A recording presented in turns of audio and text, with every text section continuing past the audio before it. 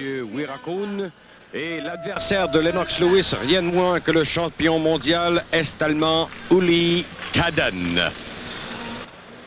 La cloche vient d'annoncer le début du combat. On s'observe. On sait que Cadden a déjà vaincu Lennox Lewis par décision partagée des juges dans un combat antérieur en Coupe du Monde lors d'un match préliminaire.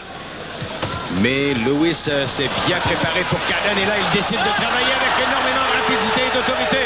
Voilà que Cadden est au plancher. L'arbitre donne le compte. Cadden se relève encore tout titubant. Et des Canadiens ici dans le ring exultent de joie. De même que Lennox Lewis, le combat n'a duré que 34 secondes. Victoire par mise hors de combat du Canadien Lennox Lewis. 34 secondes d'action seulement contre le champion mondial Uli Cadden, qui n'en croit pas ses yeux. Lui qui avait déjà remporté la victoire, je venais à peine de le souligner, contre ce même Canadien. Et tout le monde disait, lorsque Lennox Lewis veut travailler, lorsque Lennox Lewis est affamé, il y a peu de gens qui peuvent l'arrêter. Et lorsqu'il est bien préparé, là, il veut aller rencontrer Uli Cadden dans son coin, mais c'est l'arbitre qui le retient.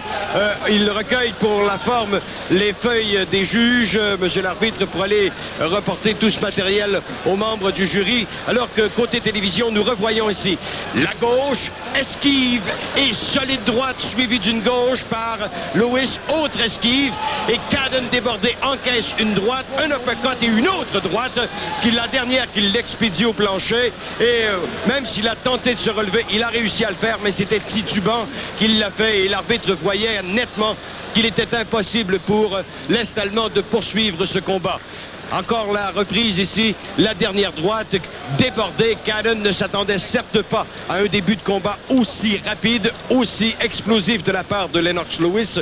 On sait que normalement chez les super lourds, on prend du temps, on s'observe, on tourne un peu autour de l'adversaire. Lewis s'en va dans le coin pour donner la main aux entraîneurs de Cadden, et Cadden n'a même pas daigné lui jeter un regard, n'a pas daigné lui donner la main. Peut-être le fera-t-il après la confirmation de la victoire en 34 secondes seulement du Canadien Lennox Lewis. On sait que sur 4 représentants canadiens en quart de finale, la dernière phase avant d'atteindre le tableau des médailles, puisqu'il faut gagner ce combat quart de finale avant de passer aux médailles, eh bien seul Scott Olson a failli à la tâche, mais même s'il a failli à la tâche, il n'a pas à rougir de sa défaite.